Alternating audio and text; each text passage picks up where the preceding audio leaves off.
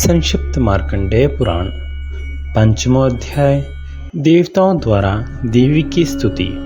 चंडमुंड के मुख से अंबिका के रूप की प्रशंसा सुनकर शुंभ का उनके पास दूत भेजना और दूत का निराश लौटना।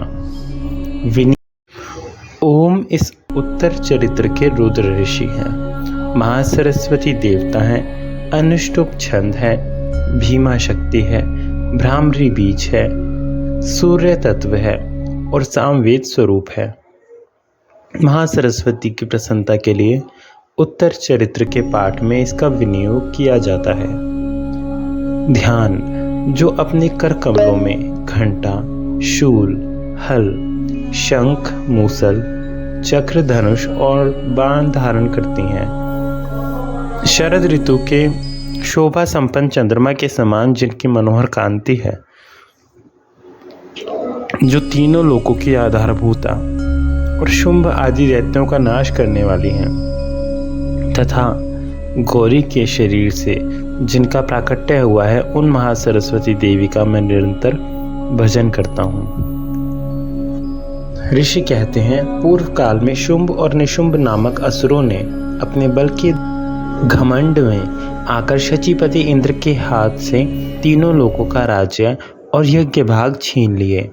वे ही दोनों सूर्य, चंद्रमा, कुबेर, यम और वरुण के अधिकार का भी उपयोग करने लगे। वायु और अग्नि का कार्य भी वे ही करने लगे। उन दोनों ने सब देवताओं को अपमानित, राज्य भ्रष्ट, पराजित तथा अधिकारहीन करके स्वर्ग से निकाल दिया। उन दोनों महान असुरों से तिरस्कृत देवताओं ने अपराजिता देवी का स्मरण किया और सोचा, जगदम्बा ने हम लोगों को वर दिया था कि आपत्ति काल में स्मरण करने पर मैं तुम्हारी सब आपत्तियों का तत्काल नाश कर दूंगी। यह विचार कर देवता गिरिराज हिमालय पर गए और वहां भगवती विष्णु माया की स्तुति करने लगे। देवता बोले, देवी को नमस्कार है, महादेवी शिवा को सर्वदा नमस्कार है, प्रकृति एवं भद्रा को नमस्कार है। हम लोग नियम पूर्वक जगदम्बा को नमस्कार करते हैं। रौद्रा को नमस्कार है, नित्या, गौरी एवं धात्री को बारंबार नमस्कार है।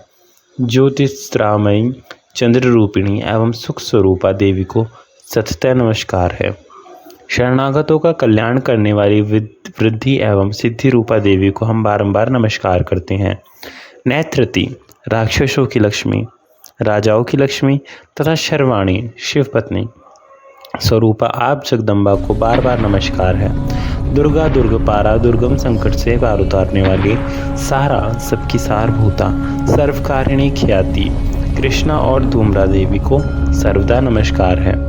अत्यंत सौम्य तथा अत्यंत रौद्र रूपा देवी को हम नमस्कार करते हैं। उन्हें हमारा बारंबार प्रणाम है। जगत की आधारभूता कृति देवी को बारंबार नमस्कार है, जो देवी सब प्राणियों में विष्णु माया के नाम से कही जाती है।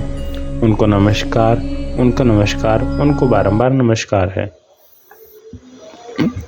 जो देवी सब प्राणियों में चेतना कहलाती है, उनको नमस्कार, उनको नमस्कार, उनको बारंबार नमस्कार है।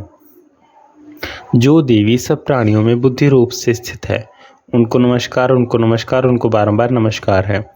जो देवी सब प्राणियों में निद्रा रूप से स्थित है, उनको नमस्कार, उनको नमस्कार, उनको बारंबार नमस्कार है। जो देवी सब प्राणियों में शुद्धा रूप से स्थित है, उनको नमस्कार, उनको नमस्कार, उनको बारंबार नमस्कार है। जो देवी सब प्राणियों में छाया रूप से स्थित है, उनको नमस्कार, उनको नमस्कार, उनको बारंबार नमस्कार है। जो देवी सब प्राणियों में शक्ति रूप से स्थित है, उनको नमस्कार, उनको नमस्कार, उनको बारंबार नमस्कार है।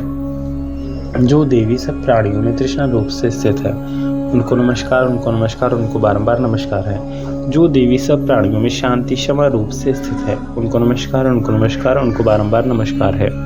जो देवी सब प्राणियों में जाति रूप से स्थित है, उनको नमस्कार, उनको नमस्कार, उनको बारंबार नमस्कार है। जो देवी सब प्राणियों में लज्जा रूप से स्थित है, उनको नमस्कार, उनको नमस्कार, उनको बारंबार नमस्कार है। जो देवी सब प्राणियों में शांति रूप से स्थित है, उनको नमस्कार, उनको नमस्कार, उनको बारंबार नमस्कार है। जो देवी सब प्राणियों में श्रद्धा रूप से स्थित है, उनको नमस्कार, उनको नमस्कार, उनको बारंबार नमस्कार है। जो देवी सब प्राणियों में कांति रूप से स्थित है, उनको नमस्कार, उनको नमस्कार, उनको बारंबार नमस्कार है। जो देवी सब प्राणियों में लक्ष्मी रूप से स्थित है, उनको नमस्कार, उनको नमस्कार, उनको बारंबार नमस्कार है।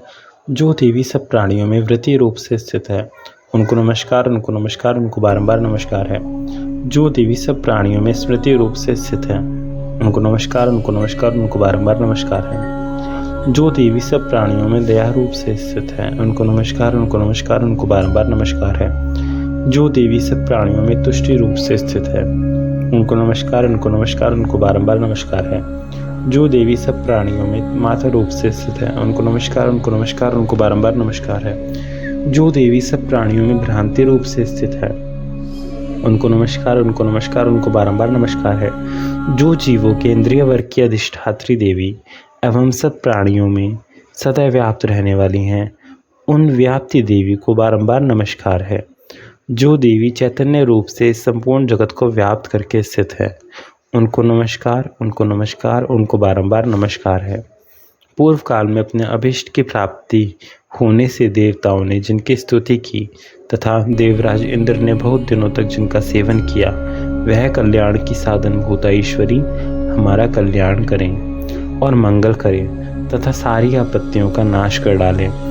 उद्दंड दैत्यों से सताए हुए हम सभी देवता जिन परमेश्वरी को इस समय नमस्कार करते हैं तथा जो भक्ति से विनम्र पुरुषों द्वारा स्मरण की जाने पर तत्काल ही संपूर्ण विपत्तियों का नाश कर देती हैं, वे जगदम्बा हमारा संकट दूर करें। ऋषि कहते हैं, राजन, इस प्रकार जब देवता स्तुति कर रहे थे उस समय पार्वती देवी गंगा जी के जल में स्नान करने के लिए वहां आई। उन सुंदर भुवों वाली भगवती ने देवताओं से पूछा, आप लोग यहाँ किसकी स्तुति करते हैं? तब उन्हीं के शरीर कोश से प्रकट हुई शिवा देवी बोली, शुंभ दैत्य से तिरस्कृत और युद्ध में निशुंभ से पराजित हो यहाँ एकत्रित हुए ये समस्त देवता यह मेरी ही स्तुति कर रहे हैं। पार्वती जी के शरीर कोश से अंबिका का प्रादुर्भाव हुआ था, इसलिए वे समस्त लोकों में कौशिकी कही जाती हैं। कौशिकी के प्रकट होने के बाद पार्वती देवी का शरीर काले रंग का हो गया, अतः वे हिमालय पर रहने वाली कालिका देवी के नाम से विख्यात हुई। तदंतर शुंभ निशुंभ के भृत्य चंड मुंड वहां आए और उन्होंने परम मनोहर रूप धारण करने वाली अंबिका देवी को देखा। फिर वे शुंभ के पास जाकर बोले, महाराज, एक अत्यंत मनोहर स्त्री है जो अपनी दिव्य कांति से हिमालय को प्रकाशित कर रही है। वैसा उत्तम रूप कहीं किसी ने भी नहीं देखा होगा। असुरेश्वर, पता लगाइए वह देवी कौन है और उसे पकड़ लीजिए। स्त्रियों में तो वह रत्न है, उसका प्रत्येक अंग बहुत ही सुंदर है तथा वह अपने श्रीअंगों की प्रभा से संपूर्ण दिशाओं में प्रकाश फैला रही है। दैत्यराज, अभी वह हिमालय पर ही मौजूद है, आप उसे देख सकते हैं। प्रभु, तीनों लोकों में मणि, हाथी और घोड़े आदि जितने भी रत्न हैं, वे सब इस समय आपके घर में शोभा पाते हैं। हाथियों में रत्नभूत ऐरावत वह, यह पारिजात का वृक्ष और यह उच्च श्रवा घोड़ा, यह सब आपने इंद्र से ले लिया है। हंसों से जुता हुआ यह विमान भी आपके आंगन में शोभा पाता है। यह रत्नभूत अद्भुत विमान जो पहले ब्रह्मा जी के पास था, अब आपके यहाँ लाया गया है। यह महापद्म नामक निधि आप कुबेर से छीन लाए हैं। समुद्र ने भी आपको किंजलकिनी नाम की माला भेंट की है जो केसरों से सुशोभित है और जिसके कमल कभी कुम्हलाते नहीं। स्वर्ण की वर्षा करने वाला वरुण का छत्र भी आपके घर में शोभा पाता है तथा यह श्रेष्ठ रथ जो पहले प्रजापति के अधिकार में था, अब आपके पास मौजूद है। दैत्येश्वर, मृत्यु की उत्क्रांतिदा नाम वाली शक्ति भी आपने छीन ली है तथा वरुण का पाश और समुद्र में होने वाले सब प्रकार के रत्न आपके भाई निशुंभ के अधिकार में है। अग्नि ने भी स्वतः शुद्ध किए हुए 2 वस्त्र आपकी सेवा में अर्पित किए हैं। दैत्यराज, इस प्रकार सभी रत्न आपने एकत्र कर लिए हैं। फिर जो यह स्त्रियों में रत्न रूप कल्याणकारी देवी है, इसे आप क्यों नहीं अपने अधिकार में कर लेते?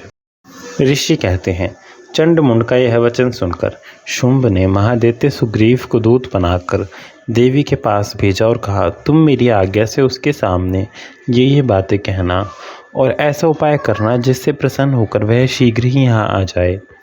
वह दूत पर्वत के अत्यंत रमणीय प्रदेश में जहाँ देवी मौजूद थी गया और मधुर वाणी में कोमल वचन बोला।